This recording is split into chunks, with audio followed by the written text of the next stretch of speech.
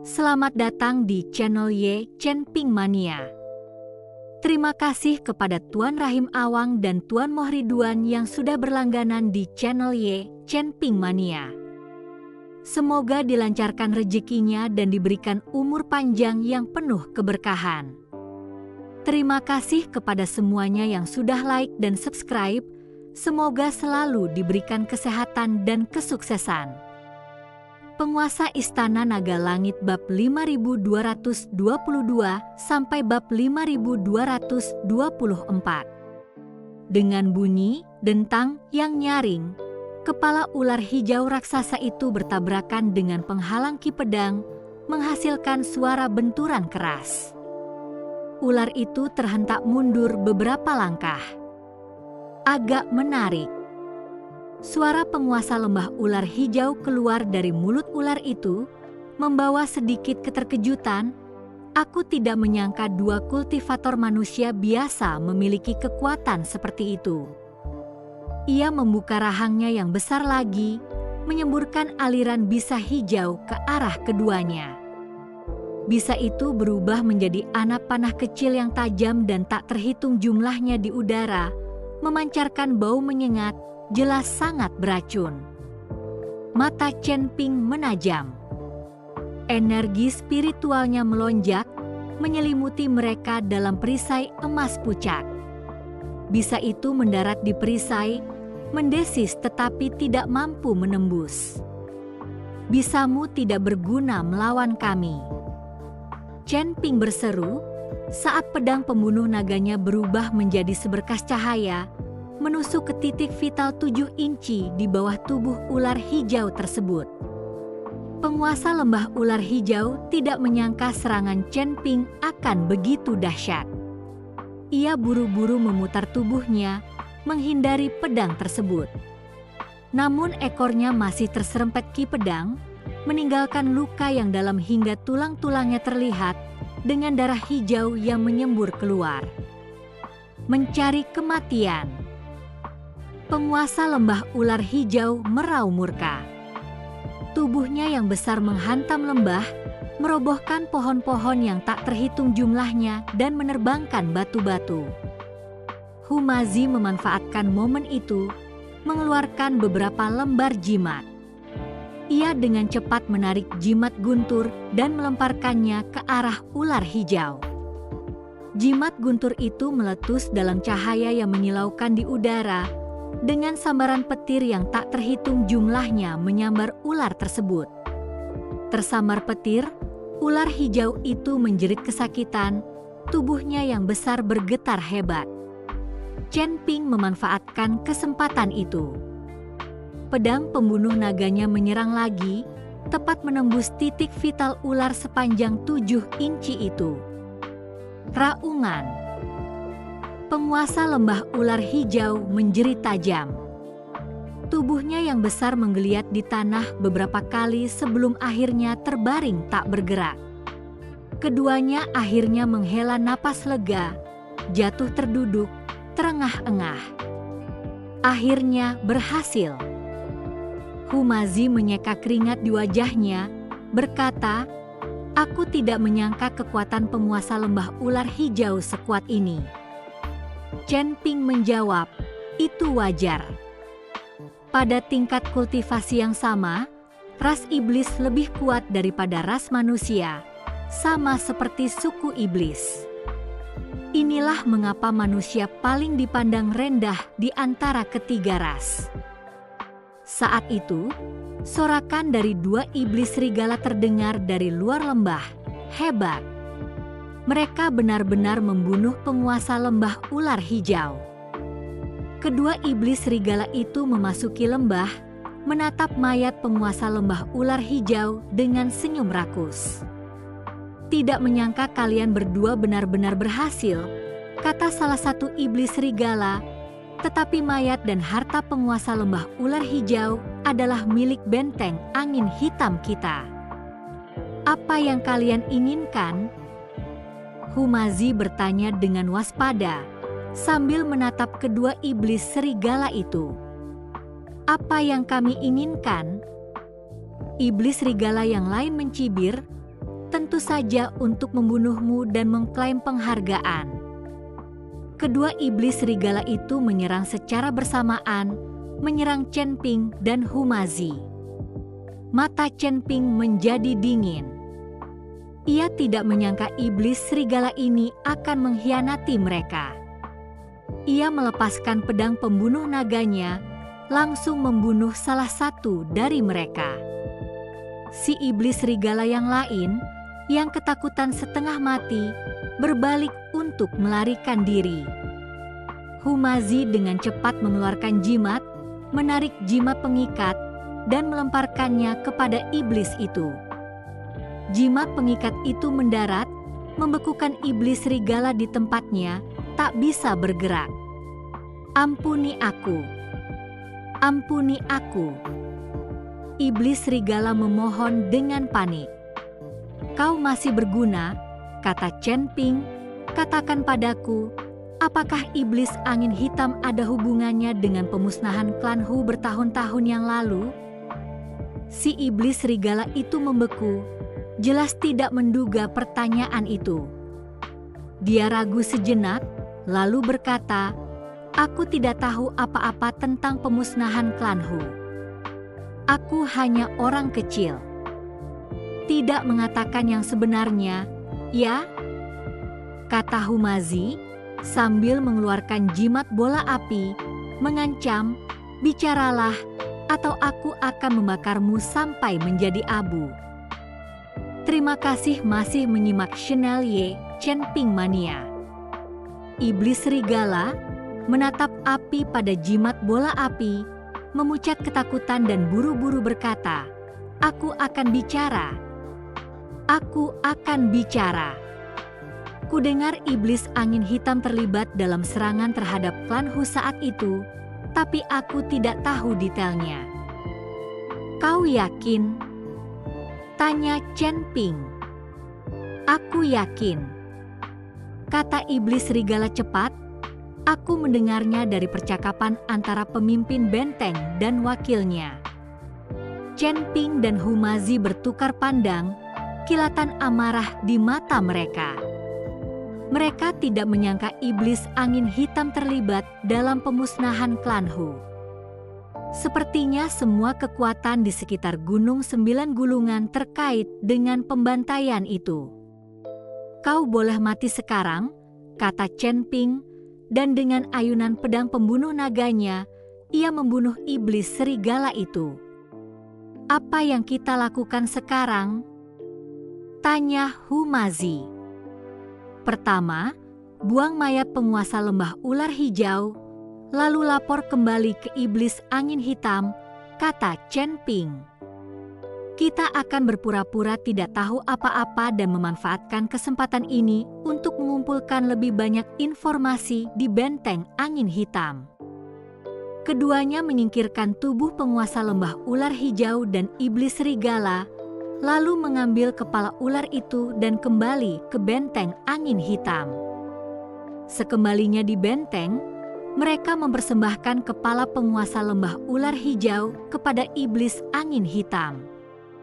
Iblis angin hitam memandangi kepala itu, senyum puas tersungging di wajahnya. Bagus. Bagus. Bagus. Aku tidak menyangka kalian berdua benar-benar akan membunuh penguasa lembah ular hijau. Mengesankan. Mulai hari ini, kalian adalah bagian dari benteng angin hitam. Terima kasih telah menerima kami, pemimpin, kata Chen Ping. Tidak perlu basa-basi, jawab iblis angin hitam. Aku akan menyiapkan tempat tinggal untukmu. Beristirahatlah sekarang, dan aku akan memberikan tugas besok. Iblis angin hitam memerintahkan bawahannya untuk memimpin Chen Ping dan Humazi beristirahat, sementara ia mengambil kepala penguasa lembah ular hijau dan memasuki ruang rahasia di belakang aula dewan. Di dalam ruangan, seorang lelaki tua berjubah abu-abu duduk di kursi, memejamkan mata, bermeditasi. Wajah lelaki tua itu tirus, Rambutnya putih, tampak tua, namun ia memancarkan aura yang kuat, tak kalah dahsyatnya dengan iblis angin hitam. "Tuan, penguasa lembah ular hijau telah meninggal," kata iblis angin hitam, membungkuk hormat kepada lelaki tua itu. Lelaki tua itu perlahan membuka matanya, kilatan ketajaman terpancar di matanya. "Bagus sekali. Bagaimana dengan kedua kultivator manusia itu? Apakah mereka dapat dipercaya?" "Mereka tampak baik-baik saja, tetapi aku tidak tahu latar belakang mereka," kata iblis angin hitam. "Aku berencana untuk mengamati mereka sebentar. Jika mereka dapat diandalkan, aku akan menggunakan mereka. Jika tidak, aku akan membunuh mereka." Lelaki tua itu mengangguk. Keadaan di sekitar Gunung Sembilan Gulungan akhir-akhir ini tidak menentu, dan ada pergerakan dari istana iblis-iblis hitam. Tetaplah berhati-hati. Juga, mengenai insiden klan Hu, rahasiakanlah. Jangan ada yang tahu. "Saya mengerti, Tuan," kata iblis angin hitam. Pria tua itu kembali memejamkan mata, dan iblis angin hitam membungkuk sebelum meninggalkan ruangan. Sementara itu, Chen Ping dan Humazi dibawa ke kamar tamu. Meskipun sederhana, ruangan itu cukup bersih. "Siapa pria tua itu?" tanya Humazi. Auranya terasa lebih kuat daripada iblis angin hitam.